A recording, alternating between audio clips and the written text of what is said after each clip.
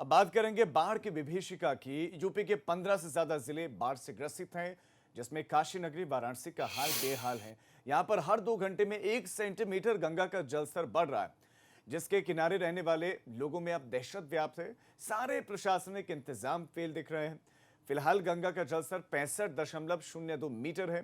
इधर मिर्जापुर, गाजीपुर और बलिया हर ओर लोग त्राही त्राही कर रहे हैं और बढ़ते बाढ़ के कहर से अब लोग भयभीत हैं, लोग डरे हुए हैं। गंगा का पानी कहां पहुंच गया है वो हम कुछ तस्वीरों को देख के दिखा रहे हैं आपको, उससे आप अंदाजा लगा सकते हैं। और भी ज्यादा जानकारी के साथ हमारे संवाददाता नीतीश पांडे हमारे साथ सीधा वाराणसी से जुड़ गए हैं। नीतीश, आप इस वक्त कहां पर हैं? दर्शकों को स्थितियों के बारे में बताइए, क्योंकि हम रोजाना दर्शकों को तस्वीरें दिखा रहे हैं, रोजाना ये वहां की स्थितियों के बारे में बता रहे हैं, लेकिन क्या स्थितियां बदल रही है? क्या प्रशासन जागा है इतने दिनों के बाद से या नहीं? या जब तबाही मचा ही देगी उसके बाद प्रशासन जागेगा, उसके बाद व्यवस्थाएं करेगा लोगों के लिए?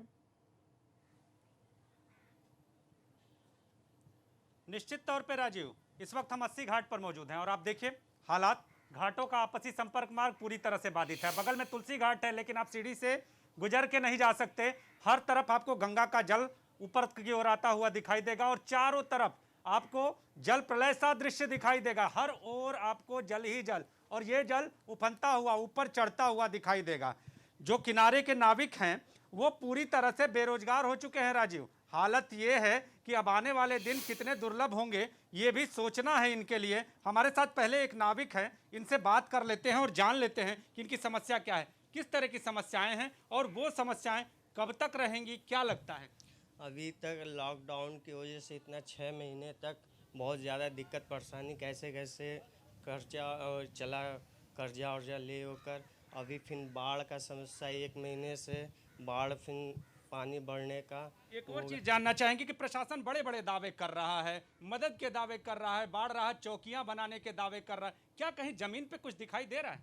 कुछ नहीं, ऐसा कुछ नहीं, कुछ नहीं दिखाई दे रहा। कुछ नहीं। आप लोगों की मदद के लिए, किसी की मदद के लिए कुछ नहीं कोई। राजीव, ये हकीकत है, ये हकीकत है बनारस प्रशासन के दावों की, और ये नाविक बयां कर रहे हैं। देखिए चारों ओर गंगा का जलस्तर बढ़ा हुआ, चाहे वो घाट हो, चाहे घाट के किनारे का जो क्षेत्र हो, गंगा के किनारे का जो क्षेत्र हो, ग्रामीण इलाके हो, या फिर गंगा की सहायक नदी वरुणा का इलाका हो, हर ओर ये जो जलस्तर है वो लोगों की परेशानी का कारण बना हुआ है। लगातार 1 सेंटीमीटर, अब थोड़ा सा बढ़ाव और तेज हुआ है, 1 सेंटीमीटर प्रति घंटा की रफ्तार हो गई है गंगा के जलस्तर के बढ़ने की, और हर तरफ त्राहिमाम की स्थिति है। लोगों को अब ये समझ में नहीं आ रहा है कि आगे का खर्चा कैसे चलेगा। अब प्रशासनिक इंतजामों के दावों पर गौर करें तो प्रशासनिक इंतजामों के पे कहा जा रहा है कि बाढ़ राहत चौकियां बनाई गई हैं। इसके साथ ही जो लोग बाढ़ प्रभावित होंगे उनके खाने पीने के इंतजाम किए जाएंगे। इसके साथ ही दवाओं के इंतजाम किए जाएंगे। जो लोग बाढ़ से फंसे होंगे उनके लिए नावों के इंतजाम किए जाएंगे। एनडीआरएफ उनके लिए